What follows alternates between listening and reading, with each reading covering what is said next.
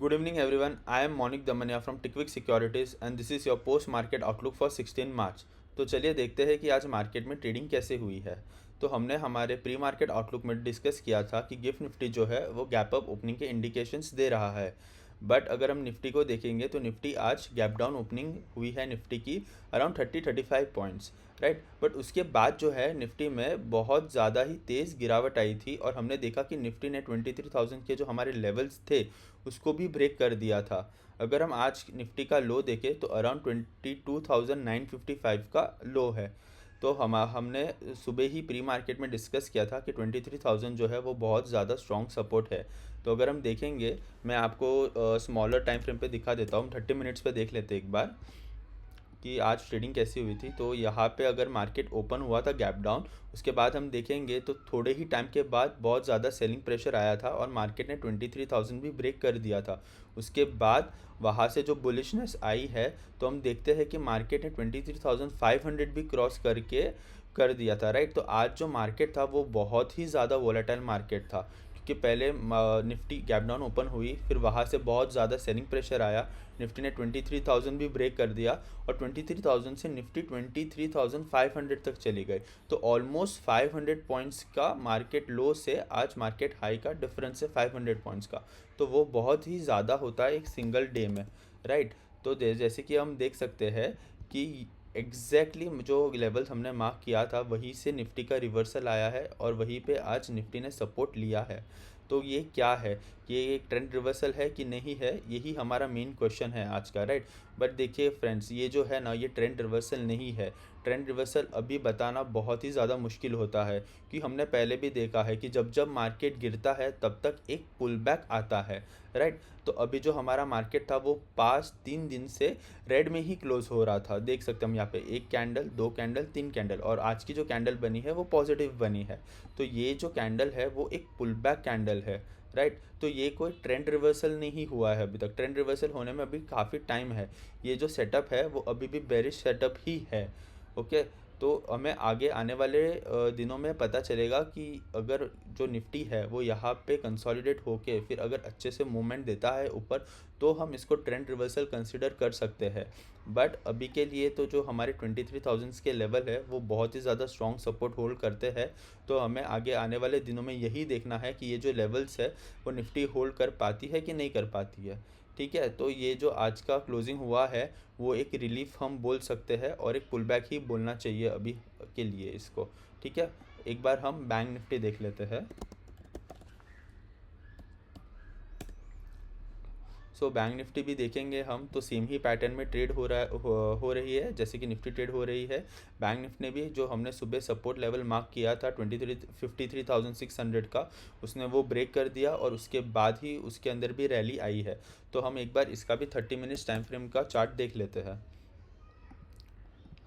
तो जैसे ही हम देख सकते हैं बैंक निफ्टी ने भी नेगेटिव ओपनिंग के इंडिकेशंस दिए, उसके बाद वो नीचे गई और देख सकते हैं हम जो हमारे लेवल्स थे उसके नीचे क्लोजिंग आके फिर आफ्टरनून में जो बाइंग आई है तो बैंक निफ्टी में भी काफ़ी उतार चढ़ाव देखने को मिले हैं आज और फिर क्लोजिंग उसका पॉजिटिव ही आया है, राइट। तो जो बैंक निफ्टी के लेवल्स है जो हमें देखने चाहिए वो है 53,600 क्योंकि वहीं पे अभी स्ट्रॉन्ग सपोर्ट बन रहा है, राइट। तो निफ्टी और बैंक निफ्टी का जो ट्रेंड है वो सेम ही है, दोनों के दोनों में आज पुल बैक ही आया है, कोई ट्रेंड रिवर्सल नहीं आया है। उसके बाद अगर हम सेक्टर्स की बात करें कि कौन से सेक्टर्स ने आज अच्छा परफॉर्म किया था, तो आज का बेस्ट परफॉर्मिंग सेक्टर जो है वो ऑटो था। तो वो इसका चार्ट हम एक बार देख लेते हैं। तो ऑटो जो है वो अराउंड 1.67% आज अप था। तो हमने ये जो सपोर्ट्स बनाए थे वो पहले की वीडियोस में आप देख सकते हो, हमने पहले ही बना दिए थे।